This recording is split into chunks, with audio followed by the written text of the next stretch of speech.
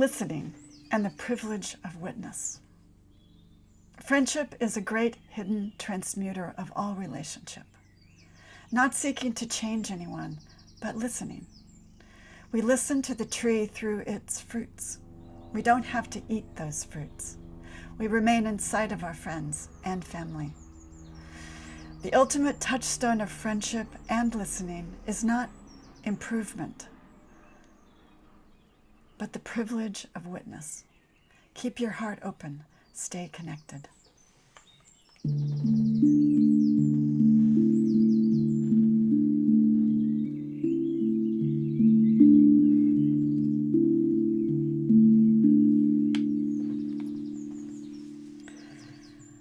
We have 2 ears and 1 mouth, so we should listen more than we say. My grandmother used to say this. I thought it was hers.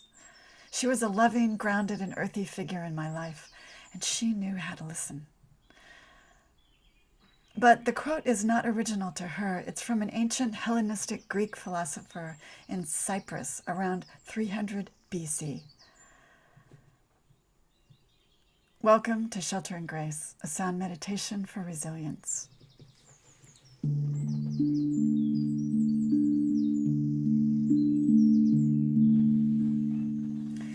It's January 2021. We have a new president in the United States and a country to heal. How do we do that? As a hospice chaplain, I have a few superpowers. The first and foremost is listening. There's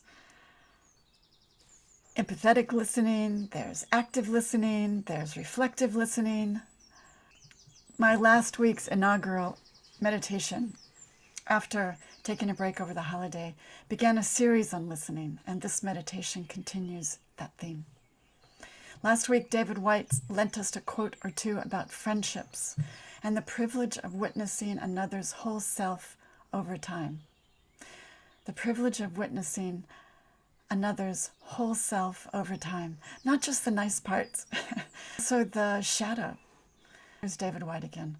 When our armored personalities run into the inevitable natural disasters and vulnerabilities found in even the most average existence, I call them our tender human trenches, which this country is in. How do we do this? We listen.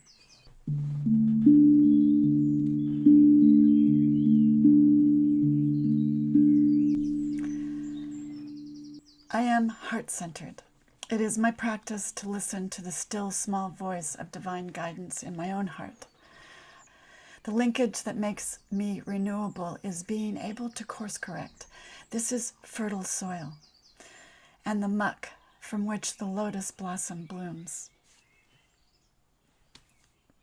I believe in feedback of others, but it is my own mind and heart that decides. I speak a lot about this direct experience of our own higher power here. Prayer and meditation is a conversation with the divine. Meditation is about getting still and listening to that spirit. So it was particularly troubling when I read a Christian Science Monitor article last week about the militant evangelical conservatives who guided the Stop the Steal movement and the riot at the Capitol on January the 6th. Here's a quote from one of its leaders that was most troubling to me. When God gives you a vision, you don't need to know anything else. It's really an interesting article. There's a link in the meditation verbiage. So here's the question for the meditation.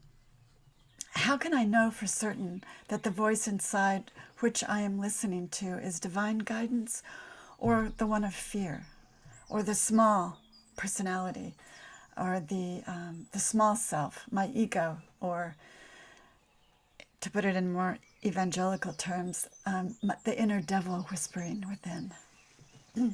Jesus had some clarifying thoughts here. You shall know the tree by its fruits. Figs are not gathered from thorn bushes, nor grapes from brambles. The good man brings good things out of the good treasure of his heart, and the evil man brings evil things out of the evil treasure of his heart. So that's clear. If you want grapes, plant a vineyard. If you want love, sow it. Common grace, goodness, you have the seeds. I have the seeds readily available. But how do we stay in witness to that to which we disagree, to that which disturbs us? How do we listen and get past the us versus them mentality? Here's David Whyte. Says to simply be a friend. Friendship is a great hidden transmuter of all relationships. Not seeking to change anyone, but listening. I listen to the tree through its fruits. I don't have to eat those fruits. I remain in sight of my friends and my family. The ultimate touchstone of friendship and listening is not improvement. It's not improvement, but it is the privilege of witness. Keep your heart open. Stay connected.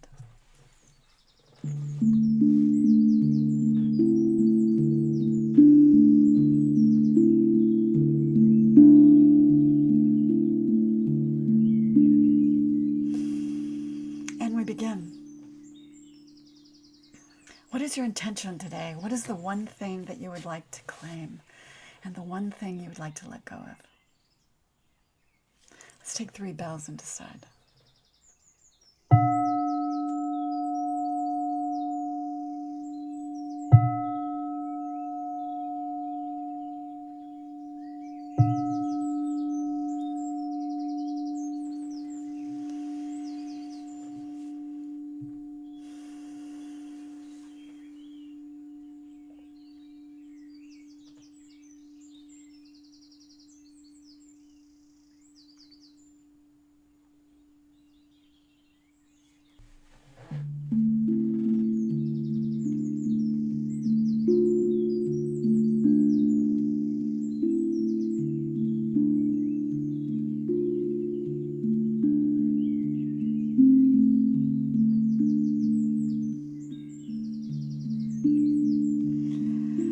Take a first breath of gratitude.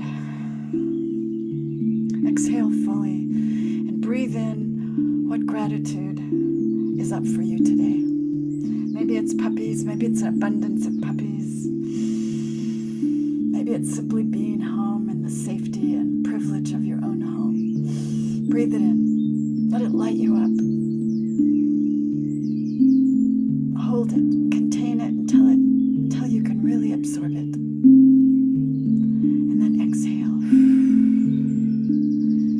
Exhale the fruits of that breath.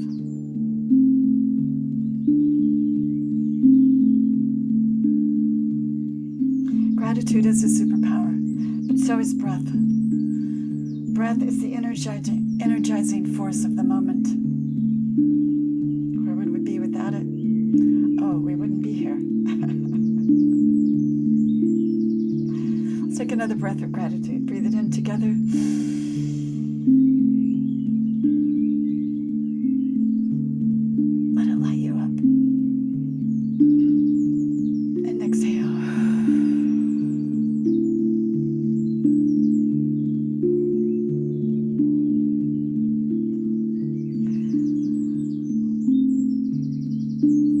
Gratitude is interesting. It changes our brain chemistry so we can see our blessings. But it is also a form of curating our experience. We choose on what to focus upon. Gratitude is the blooming lotus that selects only what she needs, or what he needs, or what it needs out of the muck, and lets the rest lie.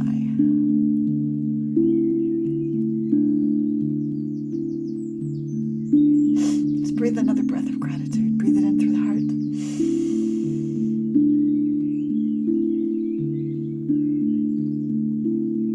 And exhale.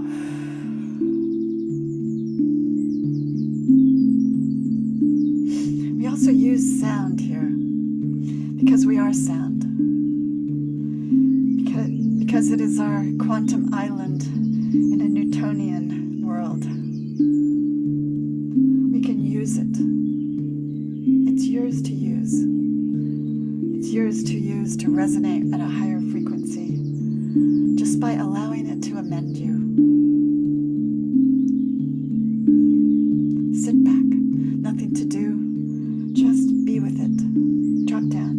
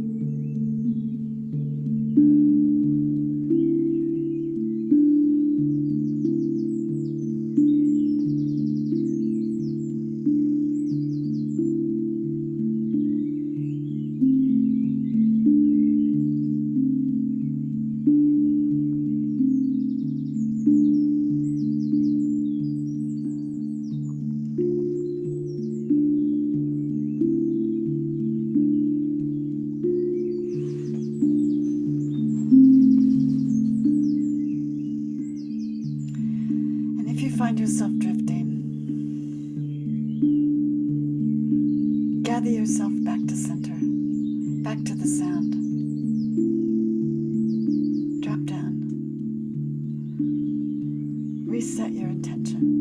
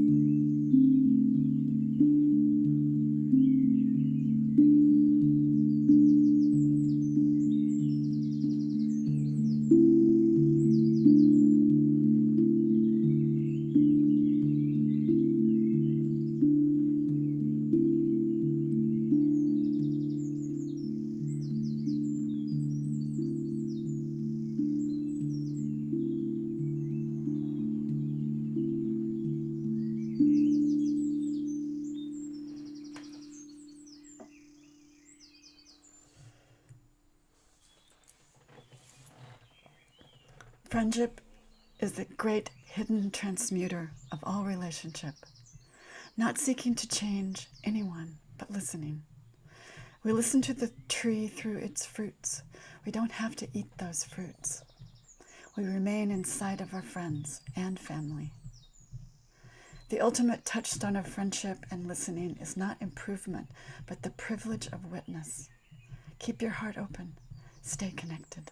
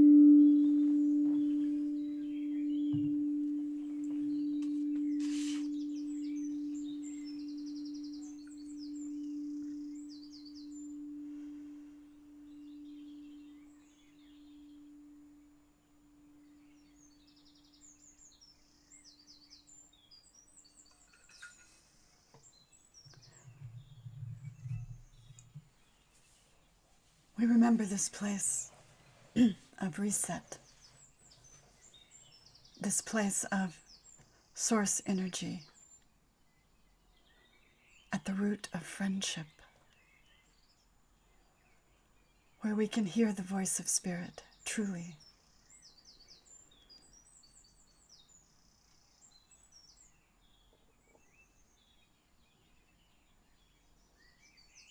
This place of light and breath and gratitude and comfort below the turbulence, always available when we drop down.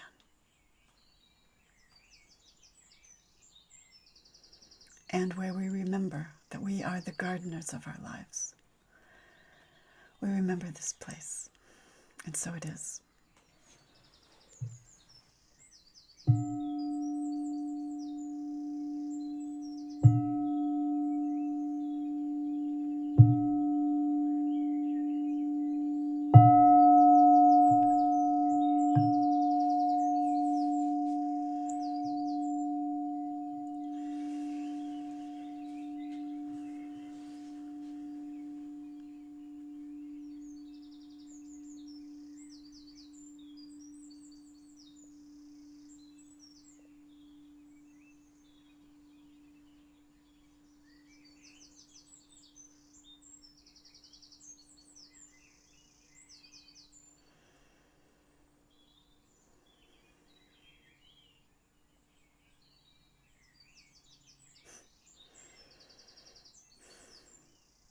Here's Richard Rohr. There is a love which itself has the power to free the human heart. Whenever we arrive at this place, we see the world differently. The distinctions on the surface no longer exist. Love does not come as theory. It moves in bodies, in nature, in the ground beneath us and the space between. True love is not emotional. It is a different nature, it waiting in us like a secret seed. This is the truth we all must find.